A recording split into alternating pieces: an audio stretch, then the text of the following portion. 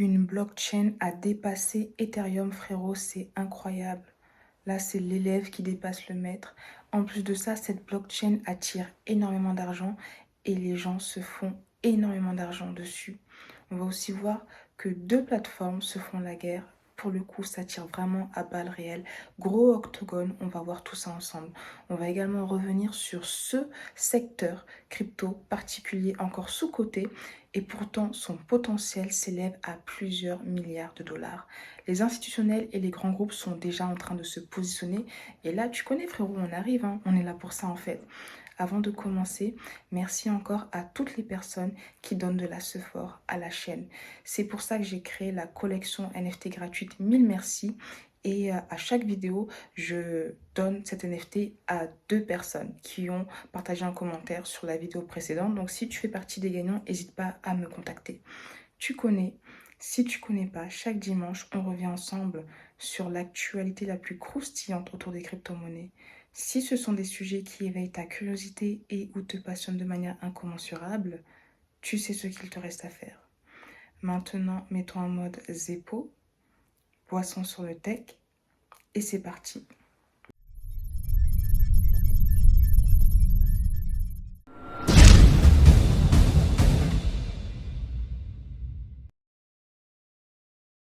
Bon, on commence avec des mauvaises nouvelles, mais t'inquiète frérot, c'est pour aller crescendo et c'est surtout pour finir en beauté.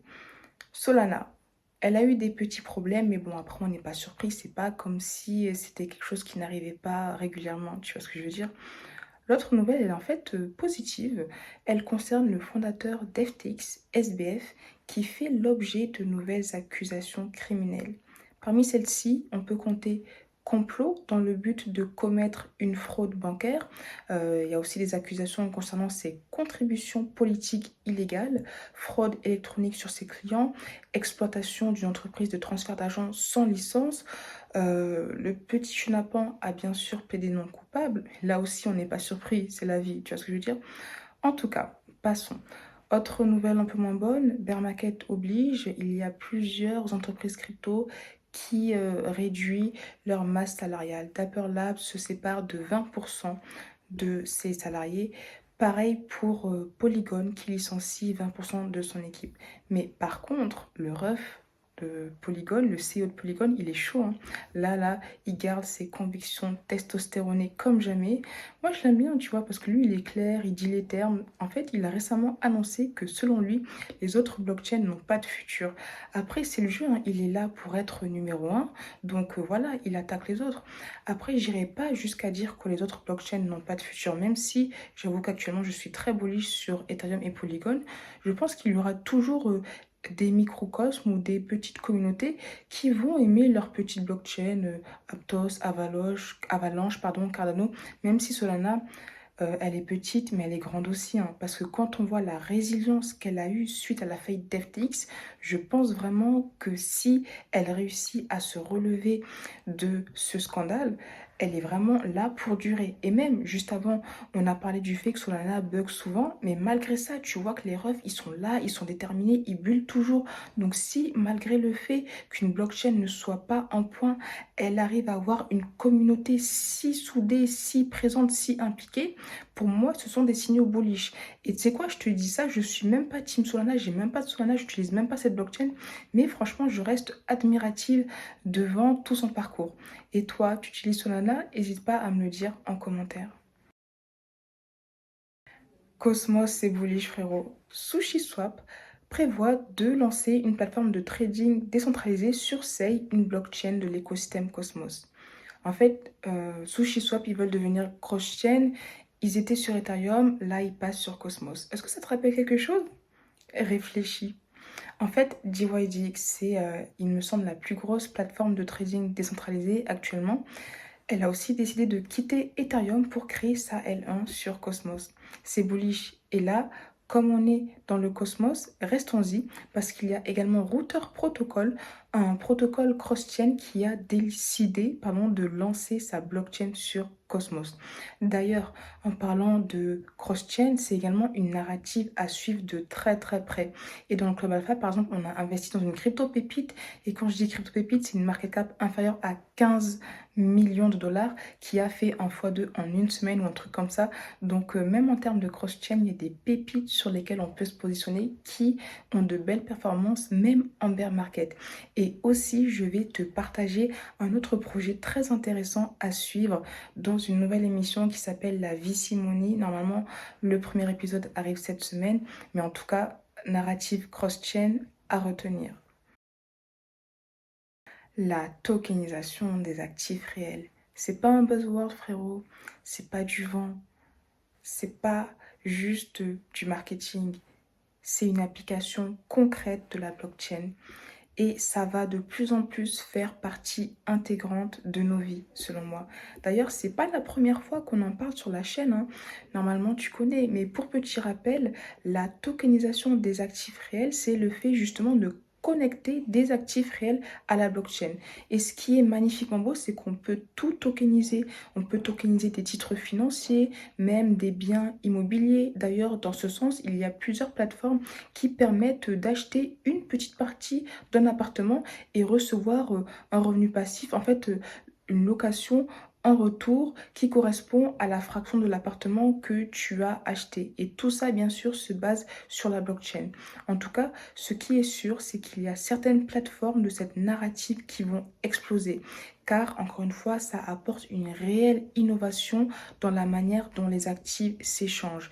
Et j'irai encore plus loin en disant que ça disrupte totalement le modèle traditionnel d'achat et de vente qui était obsolète en fait. Et le but, c'est d'innover et c'est exactement ce que la blockchain permet. Car grâce à la blockchain, toutes les transactions sont transparentes, rapides et les échanges peuvent se faire sans intermédiaire. Et au-delà de ça, le marché est ouvert 7 jours sur 7, 24 heures sur 24, à part si on est sur Solana. Petite blague, mais t'inquiète, on les aime, les Solana fans. Au-delà de ça, la blockchain permet d'avoir un gain de temps considérable, non négligeable, comme on n'a pas d'intermédiaire qui s'interpose entre les transactions. Et le temps, c'est de l'argent. C'est pour ça que les acteurs de la finance traditionnelle s'y intéressent de très très près. Il y a par exemple le cofondateur de Sologenic, une plateforme basée sur XRP, qui pense justement que la valeur des actifs tokenisés pourrait atteindre des milliards de dollars au cours des prochaines décennies. En tout cas, moi, je suis corda avec le ref. Autre élément pertinent à rappeler, en janvier 2022, Goldman Sachs avait annoncé lancer sa plateforme de tokenisation. D'ailleurs, la Banque européenne d'investissement avait été la première institution à collaborer avec la plateforme pour sa première obligation numérique. Autre point, l'histoire s'écrit littéralement sous nos yeux en fait, parce qu'il n'y a que des premières fois, et ça montre aussi à quel point on est encore très early, on n'a pas encore vu le quart du tiers de la moitié du pouvoir de la tokenisation des actifs réels. Donc l'autre point, c'est que le gouvernement de Hong Kong a déclaré en février qu'il avait émis avec succès sa première obligation verte tokenisée symbolique d'une valeur de 100 millions de dollars. En fait, ça fait partie d'un projet, d'un programme pour financer les projets écologiques respectueux de l'environnement et du climat. Donc ça, c'est bullish. Autre chose, je te l'avais partagé la semaine dernière, il me semble, Siemens a très récemment émis sa première obligation numérique sur Polygon. Il y a aussi Swarm qui vient de lancer sa plateforme d'actifs tokenisés. Sur quelle blockchain? Sur Polygon. On entend aussi beaucoup Polygon. J'espère que le Vaucer, il fait des rapprochements et il capte des choses. Mais je pense qu'on capte la même chose. Tu vois ce que je veux dire? Et par exemple, si on recontinue sur l'exemple de Swarm, ils ont tokenisé des actions comme Apple ou Tesla. En plus, eux, ils sont validés par les régulateurs. Ça, c'est que le début. Je pense vraiment que la tokenisation des actifs réels est trop sous-estimée, mais les vrais savent que ça va exploser. Et il n'y a pas que moi qui dis ça, il n'y a pas que les personnes que je viens de te partager qui disent ça. Il y avait également le ref Larry Fink, CEO de BlackRock, qui avait annoncé être bullish. On en avait parlé fin 2022. En tout cas, retiens bien tokenisation des actifs réels. Stax se porte très très bien actuellement.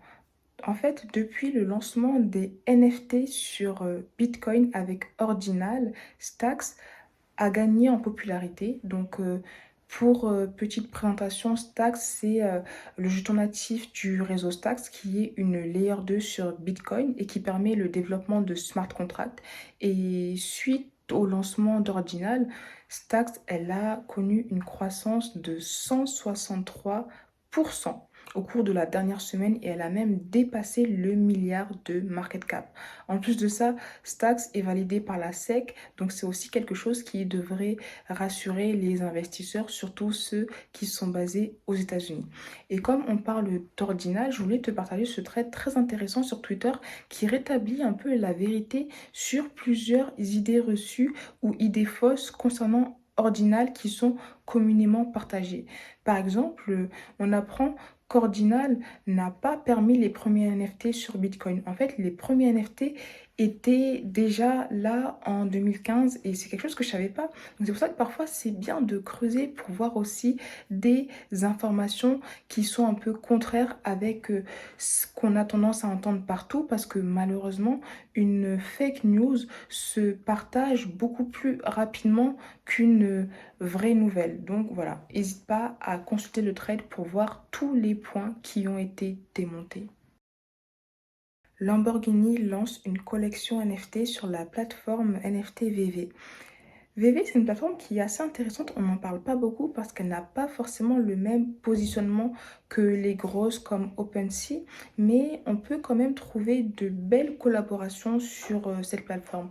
N'hésite pas à me dire si tu es un utilisateur actif de VV, mais je voulais surtout te parler de la guerre des plateformes NFT.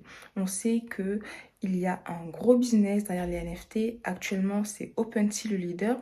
Mais là, la concurrence arrive et attaque de manière très agressive. Avant de te parler du concurrent majeur qui est en passe de détrôner OpenSea, je voulais te partager une petite nouvelle très intéressante qui nous vient de la plateforme Uniswap. En fait, l'Uniswap lance une nouvelle fonctionnalité qui permet d'acheter des NFT avec n'importe quel token ERC20. Et ça, je trouve que c'est vraiment pertinent et c'est surtout très utile parce qu'en fait, ça veut dire que si tu as du DAI sur ton wallet, tu peux acheter le NFT en DAI même si le prix est annoncé en Ether. Comme ça, tu économises en frais de transaction et de par ce qu'ils ont dit, tu peux le faire pour n'importe quel token ERC20. Et tu vois, c'est quelque chose qui, j'espère, va se démocratiser sur les autres plateformes parce que parfois, c'est assez contraignant et embêtant quand tu dois acheter un token, un NFT, pardon, dans une crypto spécifique alors que tu ne l'as pas et tu en possèdes d'autres. Maintenant, dans la guerre des marketplaces NFT, je demande Blur. Alors, pour petite présentation, Blur avait levé 11 millions de dollars. C'est une marketplace qui s'est lancée fin 2022. Elle a réussi à attirer beaucoup d'utilisateurs en très peu de temps, notamment grâce à une communication autour d'un airdrop. Le airdrop qui est tombé très récemment, il y a quelques semaines, on en avait parlé sur la chaîne. Là, ils ont annoncé une saison 2 de leur airdrop. Autre nouvelle, le fondateur s'est doxé, donc on connaît son identité. Et leur stratégie agressive leur a littéralement permis de détrôner OpenSea en termes de volume de transactions. À voir si ça va durer, parce que c'est quelque chose que je te dis souvent.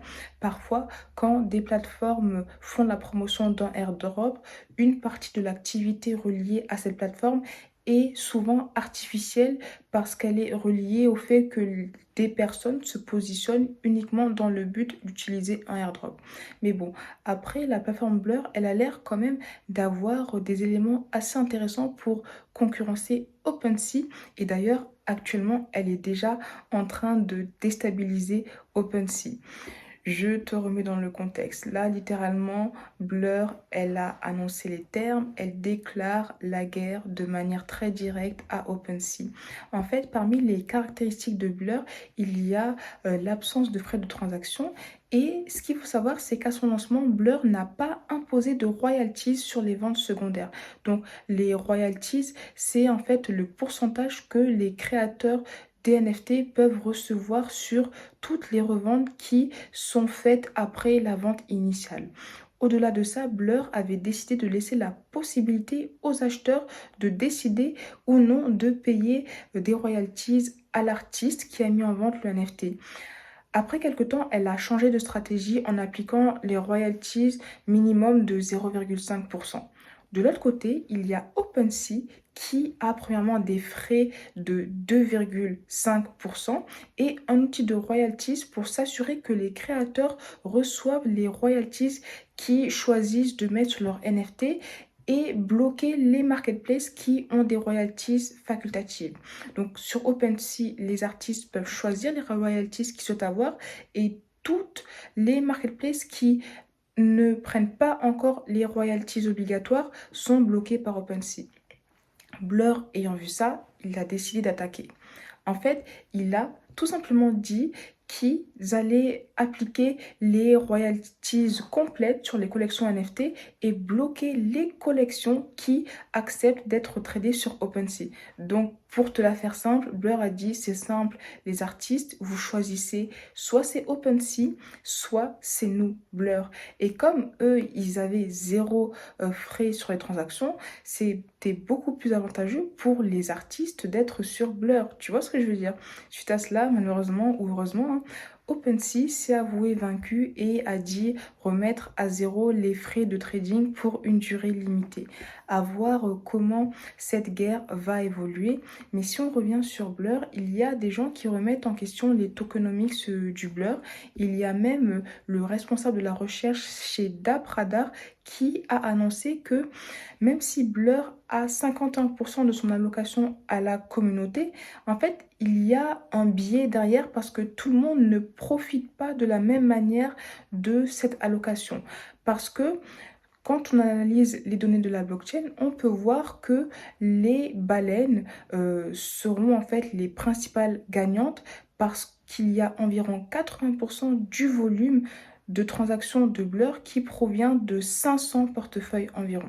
Donc suite à cela, il y a eu un démenti, ou en tout cas il y a un porte-parole de Blur qui a déclaré que même si les baleines ont eu un airdrop beaucoup plus conséquent qui a même pu s'élever à 5, 6, 7 chiffres, pardon, j'ai bugué. Il y a également d'autres personnes qui ont pu avoir des dizaines ou centaines de milliers de dollars en airdrop et ça a pu leur permettre de, je sais pas, payer une facture ou autre. Donc en fait, c'est très intéressant de voir cette guerre et tu vois, je trouve que c'est quelque chose de très très sain parce que quand on a un acteur qui accapare une partie trop grande du marché, c'est très dangereux. Et c'est un peu ce qu'on peut voir dans le marché des sexes actuellement où Binance est littéralement le leader incontestable et il n'a pas de concurrent à sa hauteur. Bon, avant, il avait FTX, entre guillemets, mais actuellement, il y a des petites plateformes qui sont en train d'émerger, mais encore aucune a réussi à atteindre le niveau de Binance et j'espère que ça va être le cas parce que la concurrence dans cet écosystème, c'est très très sain parce que quand on parle de décentralisation, on n'a pas non plus envie de voir une plateforme qui centralise cette base d'utilisateurs qui vient pour la décentralisation. Intro, je t'ai dit qu'il y avait une blockchain qui avait dépassé Ethereum. Il s'agit tout simplement d'Arbitrum. En fait, Arbitrum a dépassé Ethereum en termes de transactions quotidiennes. Et là, on est en train de voir que l'élève dépasse le maître parce que Arbitrum, c'est une layer 2 qui est basée sur Ethereum. Mais tu vois, c'est beau. Je trouve vraiment que c'est magnifique. Arbitrum est en feu et personnellement, c'est quelque chose que j'apprécie beaucoup. Au-delà de ça, il faut savoir qu'Arbitrum a la base d'utilisateurs qui connaît la croissance la plus rapide parmi les autres blockchains. Et même quand on voit les statistiques, enfin, je veux dire, il n'y a pas d'ambiguïté. Pratiquement tous les voyants sont en croissance sur Arbitrum, qu'on parle du nombre d'utilisateurs actifs, du nombre de transactions ou même de la TVL aussi qui ne cesse d'augmenter, qui a eu une croissance à 2 chiffres sur le mois dernier. En tout cas, c'est vraiment la blockchain du moment. Et là, je te parle vraiment de par les faits que la blockchain nous rapporte. Et d'ailleurs, si tu veux un peu analyser les blockchains pour anticiper les prochaines blockchains ou même crypto qui pourraient exploser, je t'invite très fortement à utiliser l'outil Defilama. Tu retrouveras le lien dans cette liste 100% gratuite d'armes de destruction massive pour ton braquage crypto. Et j'ai également fait une vidéo sur le sujet où je te montre comment utiliser l'outil. Et franchement, cet outil pourra te permettre de trouver des crypto-pépites x100 ou en tout cas des blockchains qui génèrent beaucoup d'argent ou qui attirent plutôt beaucoup d'argent. C'est tout pour moi. Merci encore pour ton temps. N'hésite pas à me partager tes retours en commentaire, mettre un petit pouce j'aime pour donner de la support et t'abonner si ce n'est pas encore fait. Je te dis à très très vite pour une prochaine vidéo et surtout ne rate pas le premier épisode de la VC Money parce que là on va uniquement se concentrer sur les projets qui ont levé des fonds et ça va être très puissant, je vais te dire pourquoi dans la vidéo. Donc elle arrive très très vite, donc on se retrouve très vite.